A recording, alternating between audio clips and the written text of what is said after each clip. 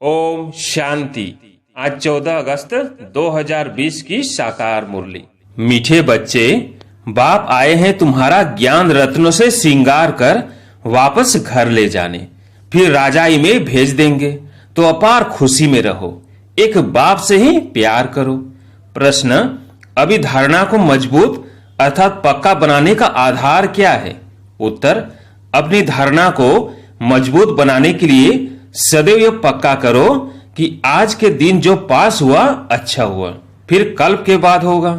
जो कुछ हुआ कल्प पहले भी ऐसे हुआ था, नथिंग न्यू। यह लड़ाई भी 5000 वर्ष पहले लगी थी, फिर लगेगी जरूर। इस भंबोर का विनाश होना ही है।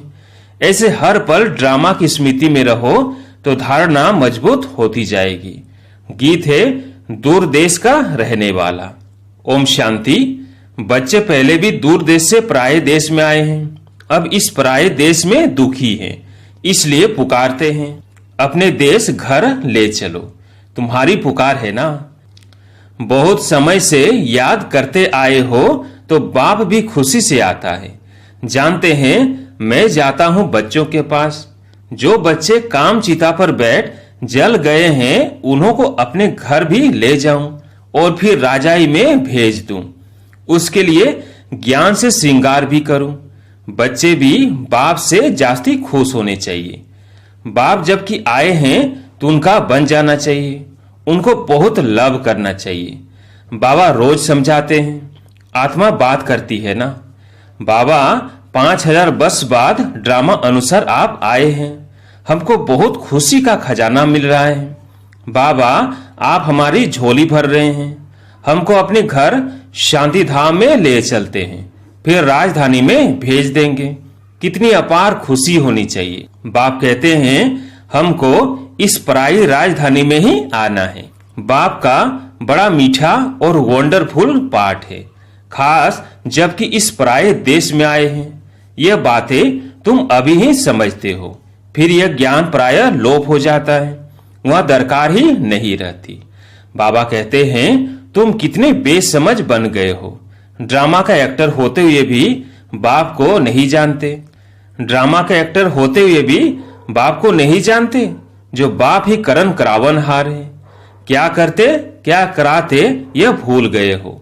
सारी पुरानी दुनिया को हेवन बनाने आते हैं और ज्ञान देते हैं। वो ज्ञान का सागर है तो जरूर ज्ञान देने का कर्तव्य करेंगे ना। फिर तुमसे कराते भी हैं कि औरों को भी मैसेज दो कि बाप सबके लिए कहते हैं कि अब देह का भान छोड़ मुझे याद करो तो विकर्म विनाश होंगे। मैं सीमत देता हूं, पाप आत्माएं तो सब है। इस समय सारा झाड़ तमो प्रधान जड़ जड़ीभूत अवस्था को पाया हुआ है। जैसे बांस के जंगल को आग लग जाती है तो एकदम सारा ही जलकर खत्म हो जाता है। जंगल में पानी कहां से आएगा जो आग को बुझावे। यह जो भी पुरानी दुनिया है उनको आग लग जाएगी। बाप कहते हैं नथिंग न्यू। बाप अच्छी पॉइंट्स देते रहते हैं जो नोट करनी चाहिए। बाप ने समझाया है और धर्म स्थापक सिर्फ अपना धर्म स्थापन करने आते हैं। उनको पैगंबर व मैसेंजर आदि कुछ भी नहीं कर सकते। यह भी बड़ा युक्ति से लिखना है। शिव बाबा बच्चों को समझा रहे हैं। बच्चे तो सब है ऑल ब्रदर्स, तो हर एक चित्र में हर एक लिखत में यह जरूर लिखना है। शिव बाबा ऐसे समझाते हैं। बाप कहते हैं बच्चे मैं आकर सतयुगी आदि सनातन देवी देवता धर्म की स्थापना करता हूं, जिसमें 100% सुख शांति पवित्रता सब है। इसलिए उनको हेवन कहा जाता है। वहां दुख का नाम नहीं है। बाकी जो भी सब धर्म है उन सब का विनाश कराने निमित्त बनता हूं। सतयुग में होता ही है एक धर्म, वह है नई दुनिया। पुरानी दुनिया को खत्म कराता हूं। ऐसा धंधा तो और कोई नहीं करते हैं। कहा जाता है शंकर द्वारा विनाश। विष्णु भी लक्ष्मी नारायण ही हैं। प्रजापिता ब्रह्मा भी तो यहाँ है। यही पति से पावन फरिश्ता बनते हैं, इसलिए फिर ब्रह्मा देवता कहा जाता है, जिससे देवी देवता धर्म स्थापन होता है। यह बाबा भी देवी देवता धर्म का पहला प्रिंस बनता है। तो ब्रह्मा द्वारा स्थापना, शंकर द्वारा विनाश। चित्र तो देने पड़े ना, समझाने के लिए यह चित्र बनाए हैं। इनके अर्थ का कोई को भी पता नहीं है। सुदर्शन चक्रधारी का राज भी समझाया।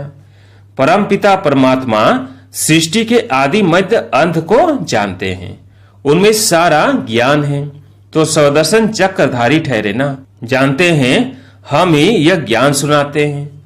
बाबा तो ऐसे नहीं कहेंगे कि मुझे कमल फूल समान बनना है।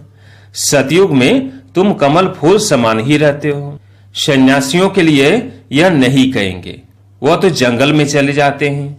बाप भी कहते हैं पहले वो पवित्र शतो प्रधान होते हैं, भारत को थमाते हैं पवित्रता के बल से।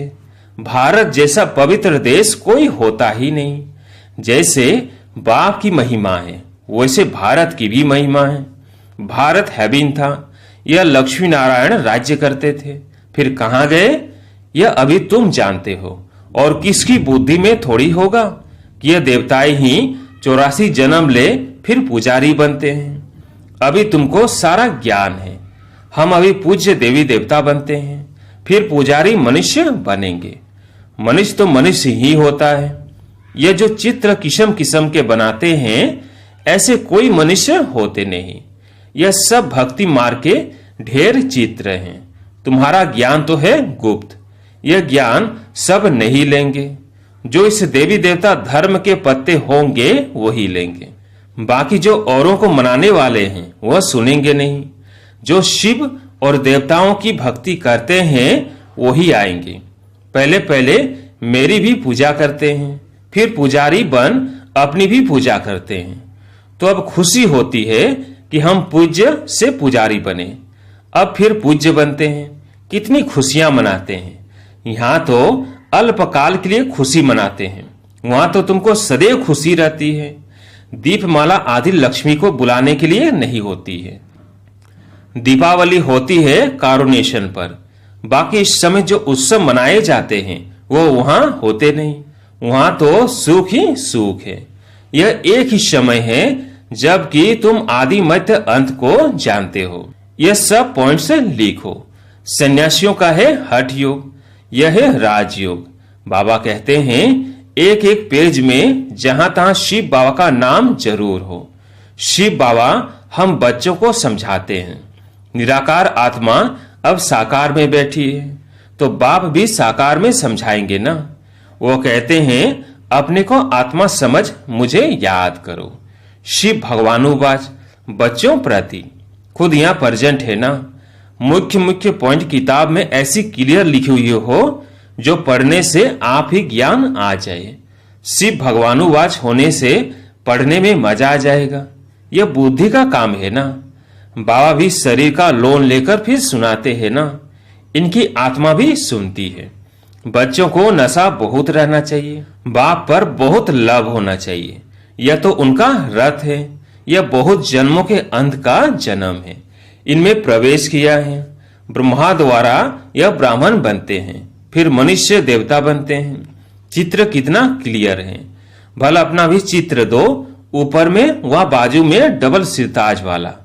योग बल से हम ऐसे बनते हैं। ऊपर में शिव बाबा, उनको याद करते करते मनुष्य देवता बन जाते हैं। बिल्कुल क्लियर है। रंगीन चित्र का किताब ऐसा हो जो मनुष्य देखकर खुश हो जाए। उनसे फिर कुछ हल्के भी छपा सकते हो गरीबों के लिए। बड़े से छोटा, छोटे से छोटा कर सकते हो, रहस्य उसमें आ जाए। गीता के भगवान वाला चित्र है मुख्य। उस गीता पर कृष्ण का चित्र है। उस गीता पर त्रिमूर्ति का चित्र होने से मनुष्य को समझाने में सहज होता है। प्रजापिता ब्रह्मा के बच्चे ब्राह्मण यहाँ हैं। प्रजापिता ब्रह्मा सूक्ष्म वतन में तो हो नहीं सकता। कहते हैं ब्रह्मा देवताए नमः, विष्णु देवताए नमः। अब देवता कौन ठहरे? देवताएं तो यहाँ राज्य करते थे। डिटीज में तो है ना। तो यह सब अच्छी रीति समझाना पड़ता है। ब्रह्मा सो विष्णु, विष्णु सो ब्रह्मा, दोनों यहाँ हैं। चित्र है तो समझाया जा सकता है। पहले पहले अलग को सिद्ध करो तो सब बातें सिद्ध हो जाएंगी। पॉइंट्स तो बहुत है और सब धर्म स्थापन करने आते हैं। बाप तो स्थापना और विनाश दोनों कराते हैं। होता है सब ड्रामा अनुसार ही। ब्रह्मा बोल सकते, विष्णु बोल सकते हैं, सूक्ष्म वतन में क्या बोलेंगे, ये सब समझने की बातें हैं। यहाँ तुम समझकर फिर ट्रांसफर होते हो। ऊपर क्लास में कमरा ही दूसरा मिलता है।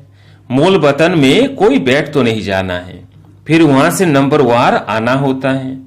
पहले पहले मूल बात एक ही है, उस पर जोर देना चाहिए। कल्प पहले भी ऐसे हुआ था। ये सेमिनार आदि भी ऐसे ही कल्प पहले हुए थे, ऐसी पॉइंट से निकली थी। आज का दिन जो पास हुआ अच्छा हुआ, फिर कल्प बाद ऐसे ही होगा। ऐसे ऐसे अपनी धारणा करते पक्के होते जाओ। बाबा ने कहा था मैगजीन में भी डालो, यह लड़ाई लगी नथिंग न्यू। 5000 वर्ष पहले भी ऐसे हुआ था। यह बातें तुम ही समझते हो, बाहर वाले समझ न सके। सिर्फ कहेंगे बातें तो वंडरफुल हैं। अच्छा, कभी जाकर समझ लेंगे। शिव भगवानुवाच बच्चों प्रति ऐसे ऐसे अक्षर होंगे तो आकर समझेंगे भी। नाम लिखा हुआ है प्रजापिता ब्रह्मा कुमार कुमारियां।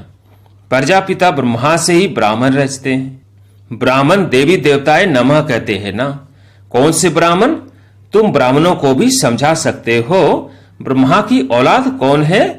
प्रजापिता ब्रह्मा के इतने बच्चे हैं तो जरूर यहाँ एडाप्ट होते होंगे। जो अपने कुल के होंगे वो अच्छी रीति समझेंगे। तुम तो बाप के बच्चे हो गए। बाप ब्रह्मा को भी एडाप्ट करते हैं, नहीं तो शरीर वाली चीज आई कहां से। ब्राह्मण इन बातों को समझेंगे, सन्यासी नहीं समझेंगे। अजमेर में ब्राह्मण होते हैं और हरिद्वार में सन्यासी ही सन्यासी हैं।